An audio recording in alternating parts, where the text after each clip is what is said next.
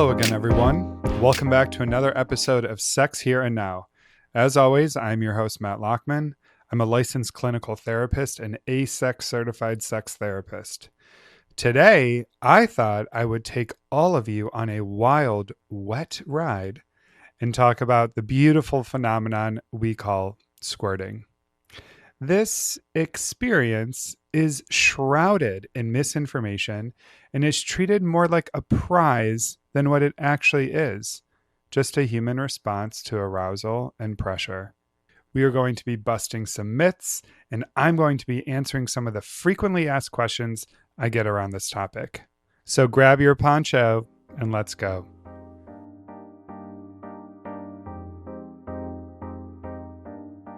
If you learned about squirting from porn, certain corners of the internet, or a guy who thinks he deserves a medal for making somebody wet, you were probably taught that squirting equals the ultimate orgasm. Like, if someone squirts, that must mean that they're having the most intense, mind-blowing, life-altering pleasure possible. And that's just not how bodies work. One of the most important things I want to say right out of the gate is this. Squirting and orgasm are not the same thing. You hear me?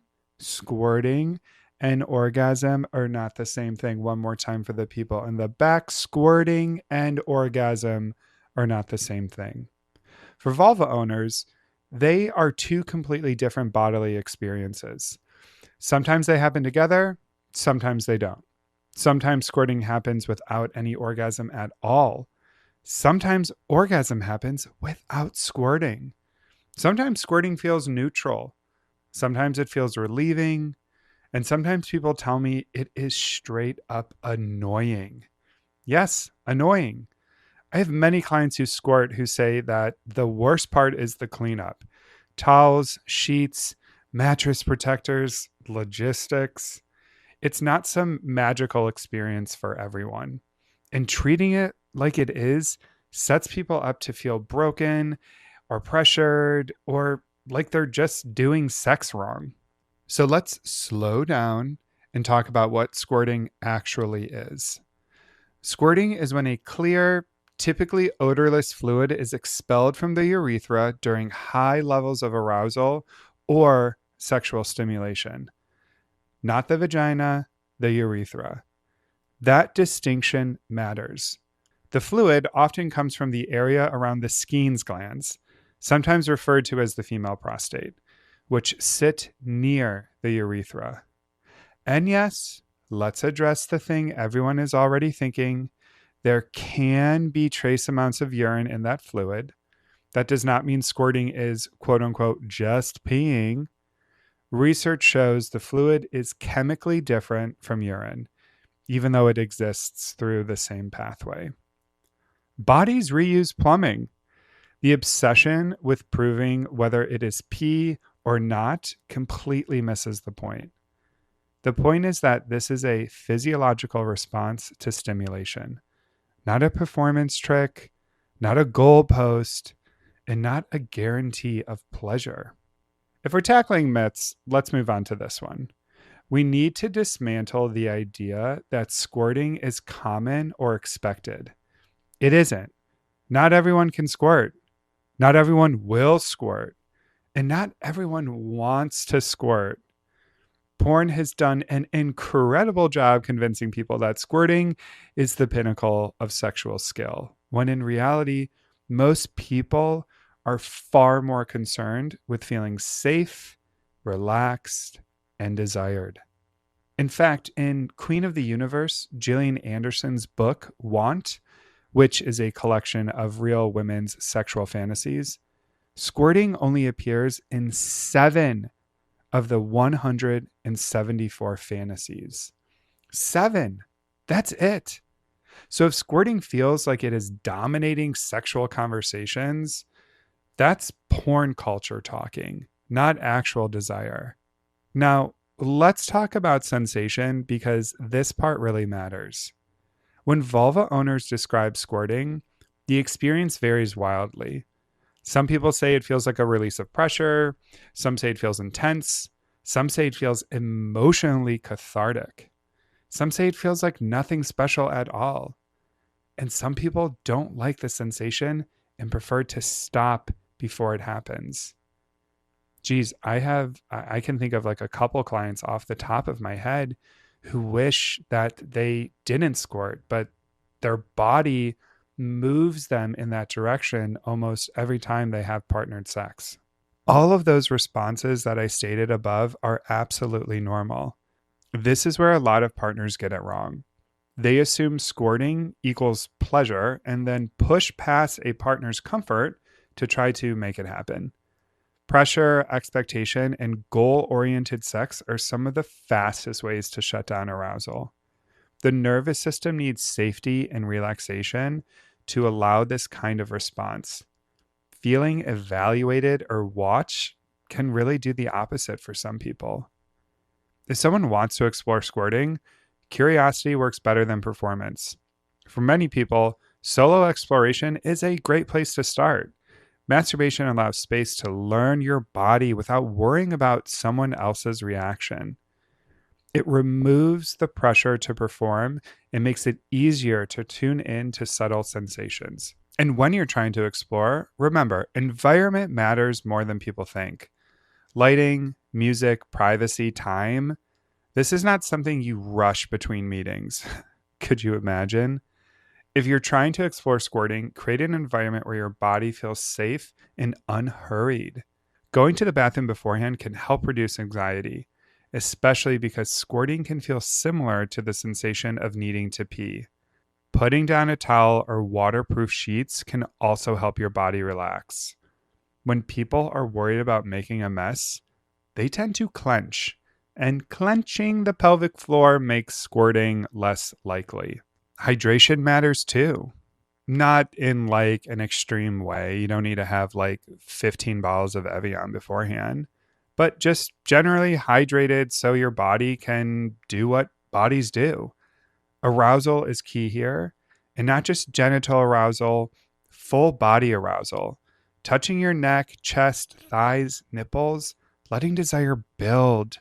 Many people jump straight to intense stimulation and skip the slow warm up that their nervous system actually needs. As always, lube is essential. More lube than you think. Dryness creates friction. Friction creates discomfort, and discomfort shuts everything down. Many people who do squirt report that a combination of clitoral stimulation and G-spot stimulation works best. Some people notice that having a clitoral orgasm often makes squirting more likely because the body is already deeply aroused and relaxed. So having a clitoral orgasm beforehand may be a way to go. Let's do a little anatomy lesson here for everybody. I am, of course, also a sex educator. To find the G-spot, insert 1 or 2 fingers inside the vagina and curl them towards the belly button in sort of a come hither motion. You're looking for a spongy, rigid area on the front wall just a few inches in. This area often becomes more noticeable with arousal. Toys can help, fingers can help, curved toys, firm toys, toys with a bulbous tip, toys in general. There is no right tool, only what feels good. Now let's talk about the moment that causes most people to stop. At some point, many people feel a strong urge to pee. That sensation is often a sign that squirting might happen. And understandably, this is where people panic and stop stimulation. Everything we've been taught says do not do that. If someone wants to explore squirting, this is often the moment where breathing deeply, relaxing the pelvic floor, and allowing the sensation to unfold matters. Bearing down slightly instead of clenching, letting go instead of stopping. And if nothing happens, that's okay. You still explored your body. That's a win. You still learned something. That is never a failure in my book. For couples or polyamorous folk, communication beforehand is everything. Talk about what you're exploring. Talk about fears. Talk about cleanup. Talk about aftercare. Feeling emotionally safe makes physical exploration easier. And partners, hear this clearly. If your partner squirts, that does not mean they orgasmed. Check in. Ask what they want. Ask if they want more stimulation, different stimulation, or to stop. Squirting is not the finish line. And if your partner never squirts, that does not mean that you are bad at sex. It does not mean you are broken. It does not mean they are broken. It does not mean anything is missing. Bodies are diverse. Pleasure is diverse. Sex is not a performance sport, people.